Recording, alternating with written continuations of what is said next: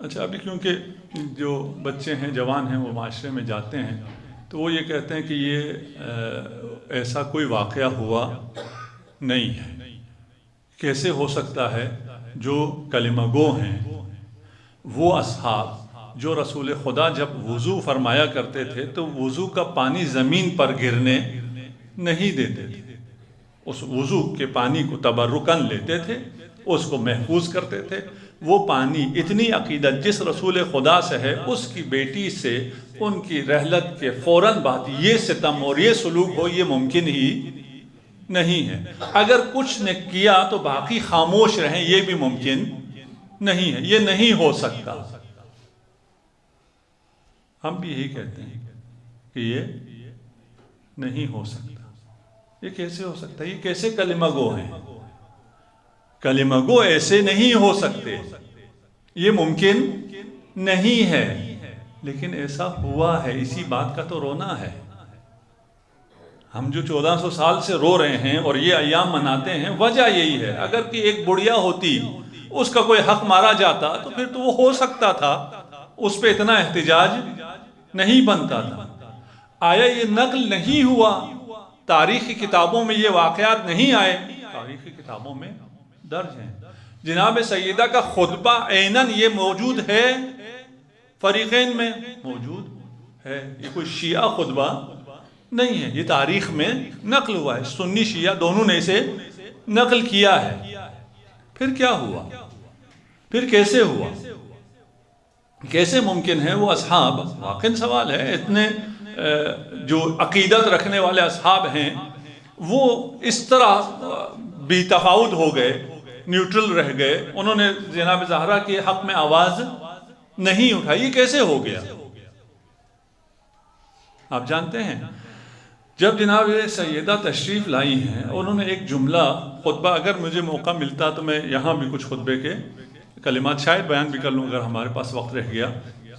تو آپ نے جو خطبے کے درمیان فرمایا، ایھا الناس اعلموا انی فاطمہ، اے لوگو جان لو میں فاطمہ ہوں.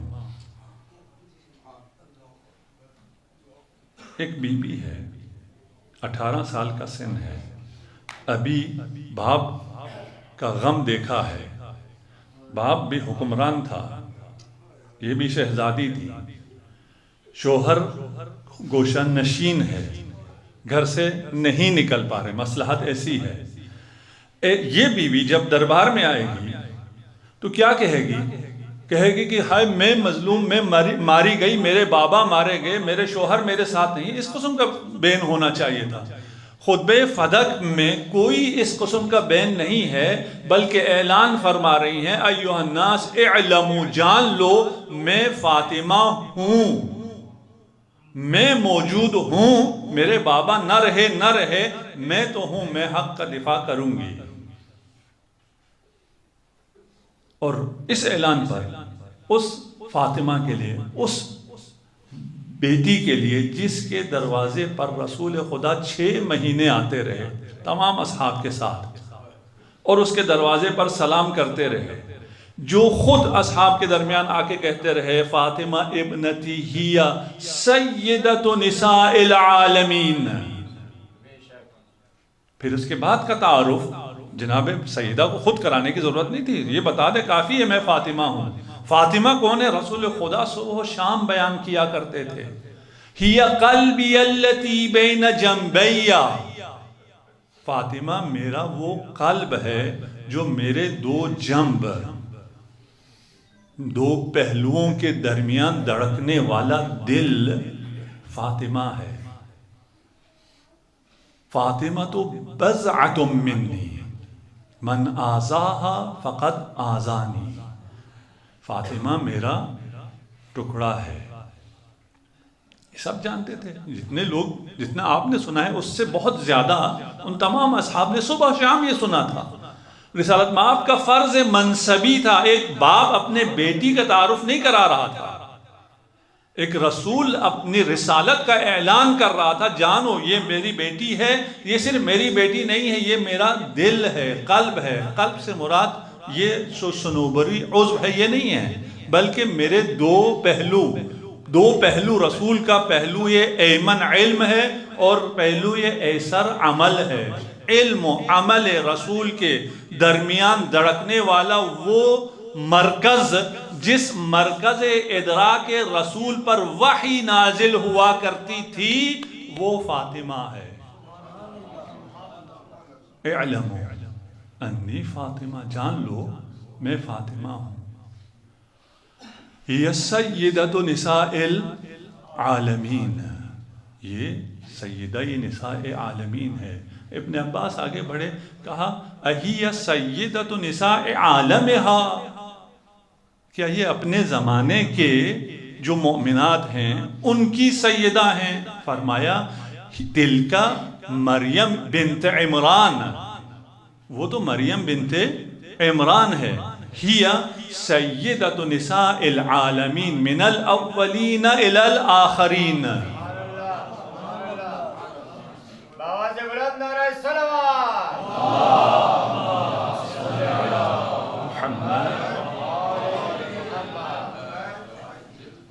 کوئی ایک روایت آج کل، کیونکہ ایام فاطمیہ ہیں، آپ جب جناب سیدہ کی فضائل بیان کرتے ہیں تو لوگ مقابل میں اور فضائل بیان کرنا شروع کرتے ہیں۔ ٹھیک ہے جی، آپ فضائل بیان کریں، ہمیں اس سے کوئی مسئلہ نہیں ہے، آپ نے جس مرضی کے فضائل بیان کرنے آپ بیان کریں۔ یہ سارا ممبر، یہ سارا میڈیا، یہ ساری طاقت صدیوں آپ کے پاس رہی، اور حدیث کا بیان، حدیث کا نشر، حدیث کو نقل کرنا، حدیث کی تدوین ممنوع رہی۔ آپ حدیث بیان کرتے رہے، ہم حدیث بیان نہیں کر سکتے تھے، ہمارے لیے حدیث بیان کرنا ممنوع تھا، آپ کے لیے بھی حدیث بیان کرنا ممنوع تھا۔ کوئی بھی حدیث بیان نہیں کر سکتا تھا، وہ الگ موضوع ہے، کوئی بھی بیان نہیں کر سکتا تھا۔ اس کے بعد جب بیان شروع ہوا تو 70,000 ممبروں سے امیر المؤمنین پر سب و شتم ہوتا رہا۔ اگر ابھی 70 چینل ہوں اور 70 بڑے پیج ہوں، انسٹاگرام ہو، یوٹیوب ہو، فیس بک ہو، وہ سارا میڈیا اگر آپ کے خلاف بولے، اور آپ میں سے اگر کوئی کچھ بولے تو آپ کی پوسٹ فوراً ڈیلیٹ ہو جائے۔ آپ ایکسپیرینس کر رہے ہیں، چھوٹا موٹا کر رہے ہیں، ابھی تو بہت معمولی سا سینسر آپ لوگوں نے کوئی ایکسپیرینس کیا ہے، وہاں پورا سینسر تھا، آپ کو کوئی حق نہیں تھا۔ اور وہ جو 70,000 ممبر ہے، اس ممبر کا مطلب پورا عالم اسلام ہے، کوئی اور آواز کسی کان میں نہیں آ سکتی تھی، صرف یہی آواز جا سکتی تھی۔ جہاں امیر المؤمنین پر سب و شتم ہوتا رہا، اس حالت میں سے جو نکل کے آئے ہیں وہ یہ فضائل امیر المؤمنین ہیں، اور جناب سیدہ کے حق میں یہ فضائل ہیں۔ اب ہم بیان کر رہے ہیں، آپ بھی بیان کر رہے ہیں، ہم صحیح بخاری میں سے یہ حدیث بیان کر رہے ہیں، یا سیدۃ نساء العالمین، صحیح بخاری میں ہے۔ آپ کسی غلط بخاری میں بھی کوئی روایت دکھا دیں، آپ کے پاس کوئی روایت ایسی اس پائے کی روایت نہیں ہے۔ پھر یہاں آپ سیدہ نساء عالمین میں اور 2-3 خواتین کا نام ہے، انہیں بھی لے آئیں، وہ بھی ان خواتین سے بھی انہیں کوئی دلچسپی نہیں ہے۔ نواسب کی میں بات کر رہا ہوں، انہیں ان خواتین سے بھی کوئی دلچسپی نہیں ہے، ان سب کا سلسلہ بھی جناب زہرا سے ہی ملتا ہے، وہ اور طرف جانا چاہتے ہیں۔ آپ یہاں سیدۃ نساء العالمین اور لوگوں کو بنا دیتے ہیں سیدۃ نساء اہل الجنہ، وہ تو صرف ایک ہے۔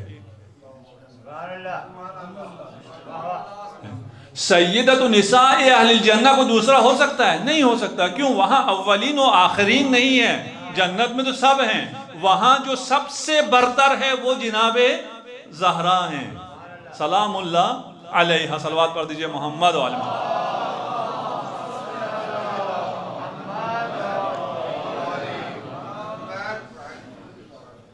آپ نے سن رکھا ہے کہ وہ کہا غلام ہیں تو کہا لکھوا لو، کیونکہ جنت میں تو یہ سردار ہیں، وہاں اگر ہمیں غلامی بھی مل جائے تو بڑی بات ہو جائے گی، ٹھیک؟ اچھا، جنت میں سردار یہ ہیں، جو جنت میں سردار ہیں وہ دنیا میں بھی سردار ہیں یا نہیں ہیں؟ اگر جو جنت میں سردار ہیں وہ یہاں سردار نہ ہوں، یہاں سردار اور ہوں، وہاں سردار اور ہوں، تو یہاں کے سردار کو غاصب کہیں گے، اسے سردار نہیں کہیں گے، اس نے غصب کیا ہوگا۔ وہاں غصب ممکن نہیں ہے، لیکن یہ ممکن نہیں ہے کہ خدا کے نزدیک یہاں کوئی اور سردار ہو، وہاں کوئی اور سردار ہو۔ وہاں سب کا اتفاق ہے، تمام مسلمانوں کا اتفاق ہے، وہاں سردار کون ہیں؟ جو وہاں سردار ہیں وہ یہاں بھی سردار ہیں۔ اگر یہاں کوئی اور سردار بنے ہیں تو وہ غاصب ہے، آپ کے اپنے مطابق۔ پھر تاریخ میں ایک حادثہ ہوا، ایک واقعہ ہوا، ہم اس واقعے کو تاریخ میں پڑھتے ہیں اور اس تاریخ میں واقعے کو پڑھنے کے بعد ایک نظریہ قائم کرتے ہیں۔ ہمیں نظریہ قائم کرنے سے کوئی نہیں روک سکتا، اس نظریے کے برملا اظہار پر، وہ بھی کسی اس انداز میں جس سے آپ کی دل آزاری ہوتی ہو، وہاں چلیں، ہم بھی مان لیتے ہیں آپ کہ ہم نہیں کرتے وہ کام۔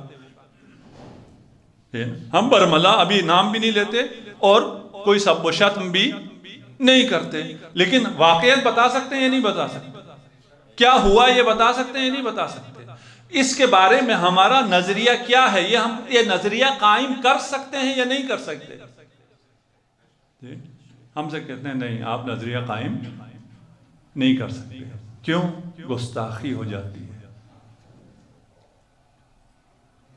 اگر آپ یہ نظریہ قائم کریں گے تو کچھ لوگوں کے ساتھ گستاخی، کچھ کے شان میں گستاخی ہو جائے گا، کچھ لوگوں کی شان میں گستاخی ہو جائے، کیا فرق پڑتا ہے؟ وہ عام لوگ نہیں ہیں، وہ اصحاب رسول ہیں۔ اگر ان کے شان میں گستاخی ہوئی تو رسول کے شان میں گستاخی ہو جائے گی۔ رسول کے شان میں گستاخی ہو سکتی ہے؟ نہیں۔ ہم کر سکتے ہیں؟ نہیں۔ آپ کر سکتے ہیں؟ نہیں۔ یہ پھر کلیہ طے کر لیتے ہیں، تاریخ کا ہم مطالعہ کریں اور اس میں سے اگر کوئی ایسا نظریہ بنائے کہ اس نظریے کی وجہ سے شان رسالت مآب میں گستاخی ہوتی ہو، تو وہ نظریہ قائم نہیں کیا جا سکتا۔ اگر یہ کلیہ ہم مان لیتے ہیں، ٹھیک ہے، اگر یہ ہمارے لیے ہے تو یہ آپ کے لیے بھی ہونا چاہیے۔ آپ تاریخ کا مطالعہ کرتے ہیں اور اس سے نظریہ قائم کرتے ہیں کہ رسول خدا کے چچا بھی کافر ہیں، رسول خدا کی والدہ بھی کافرہ ہیں، رسول خدا کے والد بھی جہنم میں ہیں۔ ان تمام لوگوں کو جو آپ جہنم میں بھیجنے کا نظریہ قائم کرتے ہیں، یہ رسالت مآب کی شان میں گستاخی ہے یا نہیں؟ آپ گستاخی کر سکتے ہیں، اور وہ بھی کیا؟ جو قریب ترین اشخاص ہیں، جنہوں نے اپنی جانیں رسول خدا پہ نثار کی ہیں، ان کے شان میں آپ گستاخی کر سکتے ہیں۔ آپ کہیں گے ہم نے پڑھا وہ ایمان نہیں لائے اس لیے ہم یہ نظریہ قائم کرتے ہیں، ہم کہ ہم نے پڑھا انہوں نے ظلم کیا اس لیے ہم یہ نظریہ قائم کرتے ہیں۔ آپ نظریہ قائم کر سکتے ہیں، ہم نظریہ قائم نہیں کر سکتے، یہ کہاں سے بات آ گئی؟ اگر رسول کی محبت میں نظریہ قائم نہیں کر رہے ہوتے تو رسول کی محبت میں یہاں جو رسول کے قریبی ترین افراد ہیں، جنہوں نے اپنا سب کچھ رسول پر قربان کیا ہے، ان سے بھی آپ ان کے بارے میں بھی نظریہ قائم نہ کرتے۔ ان کے بارے میں تو آپ نظریہ قائم کرتے ہیں اور ہمیں آگے کہتے ہیں آپ نظریہ قائم نہ کریں۔ بھئی کیوں نظریہ قائم نہ کریں؟ کیا ایسا نہیں ہوا؟ کیا بیوی دربار میں گئی یا نہیں گئی؟ گئی۔ بیوی کو جھٹلایا گیا یا نہیں گیا؟ جھٹلایا گیا۔ رسول نے فرمایا تھا ابنتی ہی الصدیقۃ الکبریٰ، جسے رسول صدیق کہیں وہ صدیق ہوتا ہے۔ جو رسول کے صدیقہ کو جھٹلائے اسے آپ کیسے صدیق کہہ سکتے ہیں؟ آپ کے کہنے سے، میرے کہنے سے نہیں ہوتا ہے۔ میں نظریہ قائم کر رہا ہوں، مجھے اس کا تو حق حاصل ہے، نظریہ قائم کرنے میں تو کوئی مسئلہ نہیں ہونا چاہیے۔ آپ کہتے ہیں یہ نہیں ہو سکتا، اس سے پہلے بھی کبھی ایسا نہیں ہوا۔ کیوں نہیں ہوا؟ تمام امتوں میں یہ کام ہوا ہے، اور رسالت مآب خود تمام ان باتوں کو بتا کر گئے ہیں۔ آپ لوگ اگر کر سکیں ایک بعدی سرچ کر لیں احادیث کی جو مختلف سافٹ ویئرز ہیں، وہاں پر بعدی سرچ کریں، اس میں بھی جتنے شیعہ احادیث آئیں ان سب کو بھی ڈیلیٹ کریں، صرف اہل سنت مصادر سے جو بعدی کے آ جائیں انہیں پڑھ لیں، آپ کے سامنے ساری تصویر کھل جائے گی۔ یہ میں آپ سے کہہ رہا ہوں جن کو آپ کو جواب دینا پڑتا ہے، جو آپ لوگوں سے پوچھتے ہیں، ٹھیک کہ ایسا ہوا ہے، آپ سے پہلے امتوں میں نہیں ہوا۔ بنی اسرائیل جو معجزات بنی اسرائیل نے دیکھے، ہم بھی ایسے ہی ہیں، ہمیں آنکھوں سے جو چیز نظر آئے وہ ہمیں زیادہ متاثر کرتی ہے۔ بنی اسرائیل کو ویژول معجزات ملے تھے، ان ویژول تمام معجزات کو دیکھنے کے بعد، میں ان سب کی تکرار نہیں کرتا، جب حضرت موسیٰ 30 دن کے لیے گئے، 30 دن بعد واپس نہیں آئے، 31واں دن 32واں دن یہ سب کے سب مشرک ہو گئے، گوسالہ پرست ہو گئے۔ حضرت موسیٰ کے سارے اصحاب یہ سارے معجزات دیکھنے کے بعد کیسے ہو سکتا ہے؟ ہو تو نہیں سکتا ہے، لیکن ہو گیا۔ یار جس شخص نے اللہ کی اس عظمت اور قدرت کو اپنی آنکھوں سے خود دیکھا ہو وہ گوسالہ پرستی کرے گا؟ یہ نہیں ہو سکتا، نہیں ہو سکتا، لیکن ہوا ہے۔ یہ نہیں ہو سکتا کہ جناب زہرا آئیں دربار میں کہیں انی فاطمہ، میں فاطمہ ہوں، میرا ساتھ دو اور اصحاب ساتھ نہ دیں، یہ نہیں ہو سکتا، لیکن ہوا ہے۔ سب مانتے ہیں ہوا ہے، یہ نہیں کہ وہ یہ نہیں مانتے کہ یہ نہیں ہوا، کہ یہ ہوا ہے لیکن اس کے بعد نہیں ہوا ہے، یہ ہوا ہے لیکن اس حق اس کے ساتھ تھا۔ ستم یہ ہے جو سیدۃ نساء اہل الجنہ ہے، صحاح میں ہے، آپ کی صحاح میں، ہماری بات نہیں کر رہے، جو سیدۃ نساء اہل الجنہ ہے وہ جو عام مرد ہیں ان سے یقیناً افضل ہے۔ سرداری کوئی کم چیز تو نہیں ہے، جنت کی سرداری تو عام لوگوں سے افضل ہے یا نہیں ہے؟ عام لوگوں سے یقیناً افضل ہے۔ اور وہ عام لوگ کیا ہیں؟ وہ کہتے ہیں غلامی بھی کی کوئی سند مل جائے ہمارا کام چلے گا، ٹھیک ہے نا؟ وہ ان کو خود بھی ادراک ہے۔ پھر کیسے ہوا؟ جو نہیں ہو سکتا تھا وہ کیسے ہوا، ہو کیسے گیا؟ آپ یہ جانتے ہیں کہ امیر المؤمنین سے جو بغض تھا، اس بغض کی بہت سی وجوہات تھیں، ان میں سے ایک یہ تھا کہ یہ جوان ہے اور اس نے ہمارے قبیلے کے تمام افراد کو مارا ہے، اور اس نے ہماری سیلیبریٹیز کو مارا ہے۔ عمر بن عبد الود ان کا سیلیبریٹی تھا۔ آج کل بچے جتنا عشق کرتے ہیں، کتنا چاہتے ہیں، خواہ مخواہ ایک احمق ہے کوئی جس کا نہ کوئی دین ہے نہ دنیا ہے، نہ حتی دنیا کی بھی کوئی تعلیم نہیں ہے، بس سیلیبریٹی ہو جائے تو بچے اسے فالو کرنا شروع کر دیتے ہیں۔ یہ جو سارے جو اس کے پیج دیکھتے ہیں پتہ نہیں کیا کیا کرتے ہیں، وہ جس کی کہانیاں سنا سنا کر ان کو پالا تھا ماؤں نے، ان سب کو امیر المومنین نے مار دیا، اس لیے امیر المومنین سے نفرت تھی۔ کچھ لوگ ایسے جمع ہو گئے تھے، آپ کو ایک چیز اور بتاتا چلوں، تھوڑا سا وقت میں کم لینا چاہ رہا تھا، کہ جو اہل کتاب ہیں مخصوصاً یہود، وہ منتظرین میں سے تھے، جیسے ہم آج منتظرین میں سے ہیں، وہ اس وقت منتظرین میں سے تھے، اور ہم سے زیادہ منتظر تھے۔ ہمیں پتا ہے امام زمانہ کہاں سے ظہور فرمائیں گے، ہم وہاں جا کے آباد ہوئے نہیں، انہیں پتا تھا کہ آخری نبی کہاں ظہور فرما ہوں گے، وہ وہاں جا کے آباد ہو گئے تھے، وہ مدینہ کے اطراف میں آ کے اسی لیے آباد ہوئے تھے۔ اور جب مشرکین سے جنگ ہوتی تھی، ان کی لڑائی ہوتی تھی، تو وہ کہتے تھے جب ہمارا آنے والا آئے گا تب تمہیں دیکھ لیں گے، وہ منتظرین میں سے تھے۔ لیکن جب حضرت تشریف لائے اور ان کی جو مفادات تھے، ان کے ساتھ مفادات رسالت مآب کا، اسلام کا مفاد اور ان کا مفاد آپس میں ٹکرا گیا، تو ان لوگوں نے انکار کر دیا۔ وَإِلَّا یہ خوب جانتے تھے، دقیق پہچانتے تھے، تمام اوصاف انہیں معلوم تھے، اس کے باوجود یہ اسلام نہیں لائے۔ کچھ لوگ اسلام لے آئے کہ ہم ان کے ساتھ رہیں گے اور اس اقتدار پر قبضہ کر لیں گے. یہ لوگ یہود کے ساتھ رابطے میں رہتے تھے اور یہود انہیں بتایا کرتے تھے جب تک یہ رسول ہے تب تک تو تمہیں حکومت نہیں مل سکتی، جب یہ پردہ فرما جائیں اس کے بعد کچھ ہو سکتا ہے.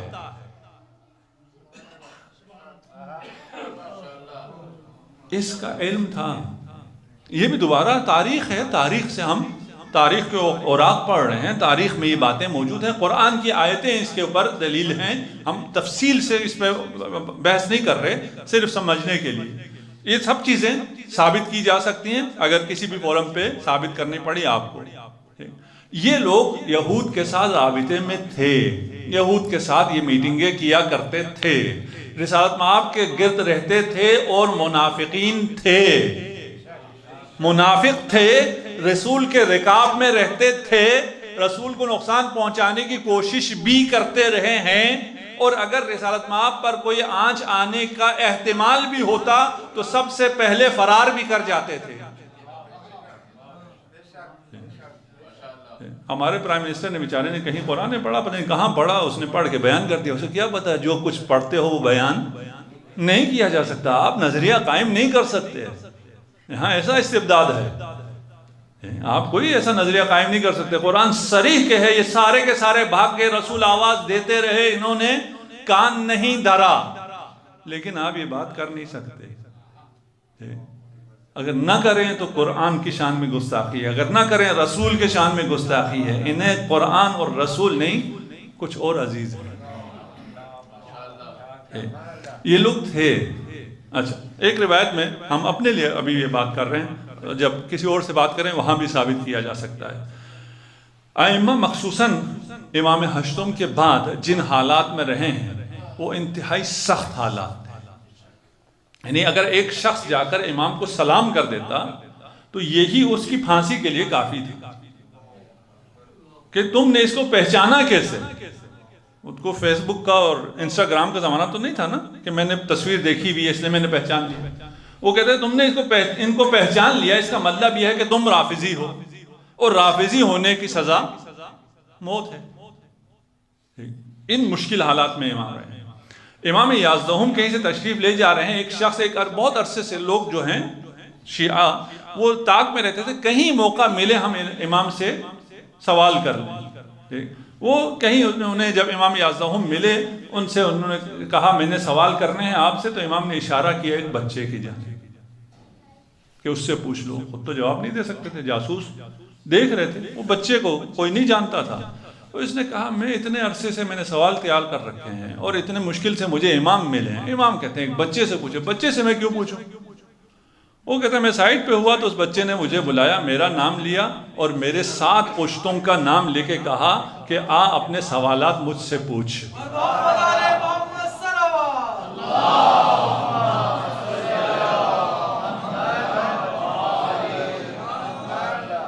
وہ شخص کہتا ہے کہ یہ جو مجھے جانتا ہے، میرے 7 پشتوں کو جانتا ہے، یہ یقیناً میرے سوالات کے جوابات بھی جانتا ہے. اس کے 40 سوال تھے، اس میں سے ایک سوال یہی تھا یہ کیسے ہوا؟ رسول خدا کے بعد یہ سارے اصحاب کیسے منحرف ہو گئے؟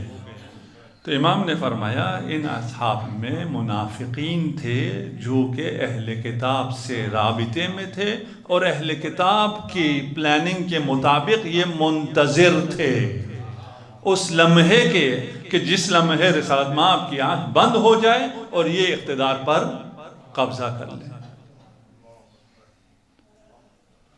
اس حالت کے بعد جناب زہرا آ رہی ہیں اور فرما رہی ہیں اعلموا انی فاطمہ، جان لو میں فاطمہ ہوں.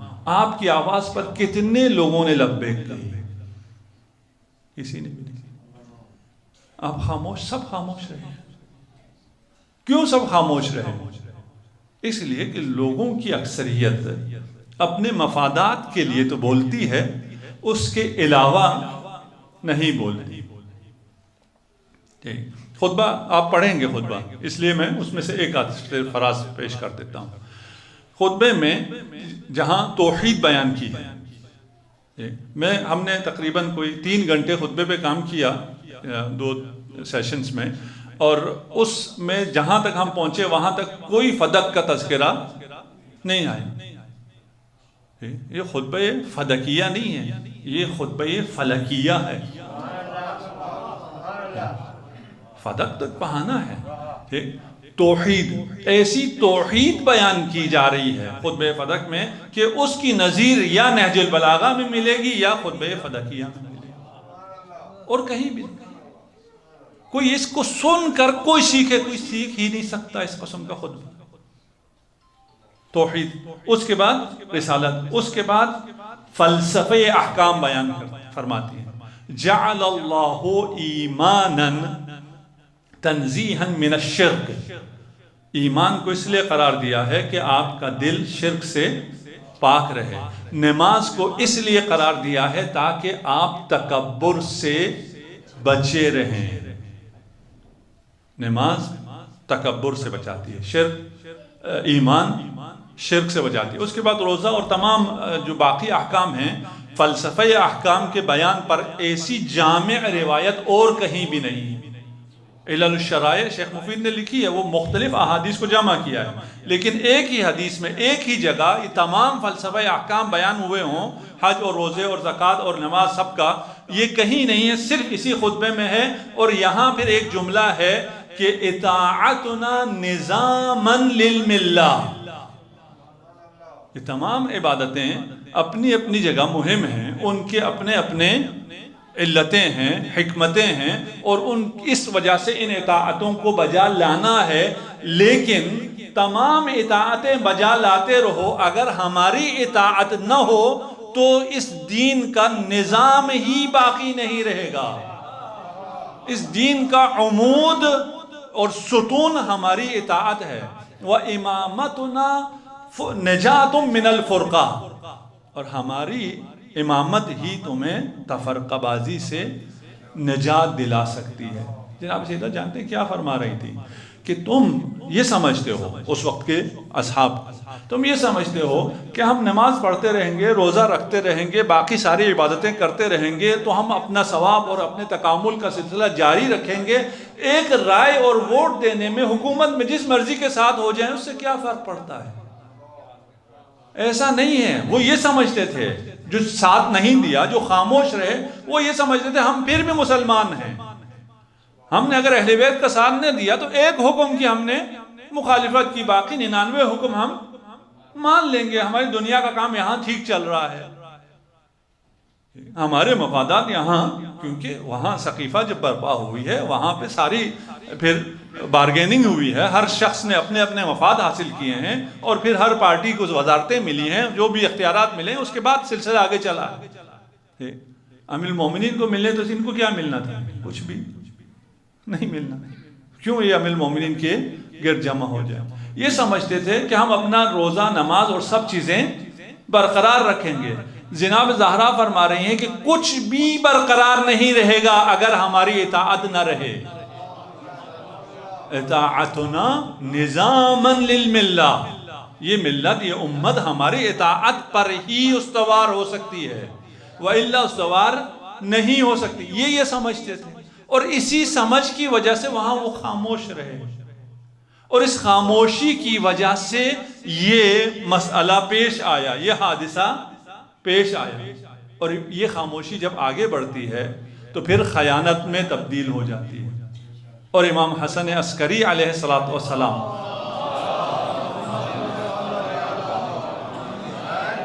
امام مجتبیٰ علیہ السلام کے ساتھ پھر وہ خیانتیں ہوتی ہیں۔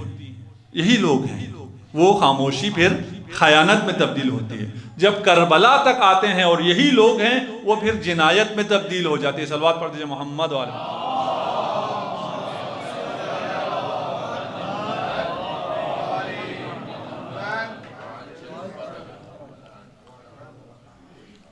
یہ اپنے مفادات کے لیے، دنیاوی مفادات کے لیے اس ٹولے کے ساتھ ہو گئے یا خاموش رہے، اور اس کے بعد اس ٹولے کے ساتھ ان مفادات کی اتنی قربت بڑھتی چلی گئی، ان کی پارٹی ان کے ساتھ ایسے جڑتی چلی گئی کہ ایک خاتون دوبارہ صدا دیتی ہے، اور اس کی آواز پر اونٹ کے گرد 30,000 لوگ جمع ہو جاتے ہیں۔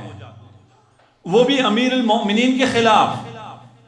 ایک خاتون اگر رسالت مآب سے محبت کی وجہ سے ہے تو رسالت مآب کی بیٹی آ رہی ہے، بضعۃ الرسول آ رہی ہے، سیدۃ نساء اہل الجنہ آ رہی ہے، اور تمہیں دعوت دے رہی ہے. کوئی ایک بھی جواب دینے والا نہیں ہے. ایک خاتون اور آتی ہے، اس کے گرد 30,000 لوگ جمع ہو جاتے ہیں. یہ رسول کی محبت میں جمع ہوئے ہیں، یہ رسول کی محبت میں جمع نہیں ہوئے ہیں. آج بھی رسول کی محبت میں نام نہیں لیا جاتا، آج بھی رسول کی محبت نہیں ہے. رسول کی محبت میں ایک بات میں اور آپ لوگوں سے واضح اور اوپن کر دیتا ہوں. جو شخص بھی رسول کی محبت میں جس کو بھی مقدس سمجھے، اس کو اس سے بڑھ کر آپ مقدس سمجھے. ہمیں اس سے کوئی کام نہیں ہے. ہمیں رسول کی محبت سے، ہمیں رسول سے محبت ہے. رسول کی محبت میں ہم ہر شخص کو چاہیں گے. اگر دوسرا رسول کی محبت میں کسی کو چاہ رہا ہے، ہم بھی اس شخص کو چاہیں گے، اور ہم ایسا کرتے ہیں. ایسا ہم کرتے ہیں. 40 پہ آپ لوگ گئے؟ جی الحمدللہ گئے. جی وہاں کوئی کسی سے پوچھتا ہے تم کون ہو، تمہارا عقیدہ کیا ہے، تم کہاں سے آئے ہو؟ نہیں. ہمیں یہ پتا ہے یہ حسین کا زائر ہے، اس کے دل میں حسین کی محبت ہے، بس ہمارے لیے یہی کافی ہے. اگر رسول کی محبت میں جس کو بھی چاہو، ہم تمہیں بھی چاہیں گے، اس کو بھی چاہیں گے. مسئلہ یہ ہے کہ رسول کی محبت میں نہیں ہے. اگر رسول کی محبت میں ہوتا تو جناب سیدہ کے ساتھ کوئی 2 لوگ کھڑے ہو جاتے. جناب سیدہ کے ساتھ کھڑے نہ ہونے والے 30,000 لوگ اونٹ کے گرد جمع ہو جاتے ہیں، ان میں سے 13,000 لوگ فی النار بھی ہو جاتے ہیں. کیسے ہو سکتا ہے؟ خلیفہ راشد کے ساتھ جنگ ہو سکتی ہے؟ نہیں ہو سکتی. یہاں ہو سکتی ہے، ادھر ہو سکتی ہے. کوئی ملاک اگر آپ خلیفہ راشد، آپ کے بقول کہہ رہا ہوں، خلافت راشدہ کا، خلیفہ راشد کا کوئی اگر احترام ہے، اس کے خلاف کوئی نظریہ قائم کرنا، اس کے خلاف بولنا، اس کے خلاف تلوار اٹھانا ممنوع ہے، تو منع کیجئے. آپ منع کریں، ہم بھی منع ہو جائیں، اور ہمیں بھی منع کر لیں، پھر ہمارا تو مسئلہ حل ہو جائے گا. آپ ان سب کو اگر منع کر سکیں. جو ہمیں آپ کافر کہتے ہیں انہیں بھی کافر کہہ دیں، ہمیں مسئلہ ہی کوئی نہیں. پھر ہمیں کافر کہنے کی ضرورت ہی نہیں. ہم یہ کہہ رہے ہیں جو بھی آپ نظریہ قائم کریں، جو بھی آپ اصول اور ضوابط طے کریں، سب جگہ طے کریں، ہم حاضر ہیں. تاریخ سے کوئی بھی درس نہیں لینا ہے، تاریخ کے مقابل آنکھیں بند کرنی ہیں، آپ بند کر دیں، ہم بھی بند کر دیں. رسول کی محبت میں اگر آپ امہات مومنین پر مر مٹنے کے لیے تیار ہیں، ہم بھی مر مٹنے کے لیے تیار ہیں. لیکن رسول کی اکلوتی بیٹی جو اس خطبے میں آ کے کہہ رہی ہے کہ تم میں سے کوئی بھی شخص ایسا نہیں ہے جس کا باپ محمد مصطفیٰ.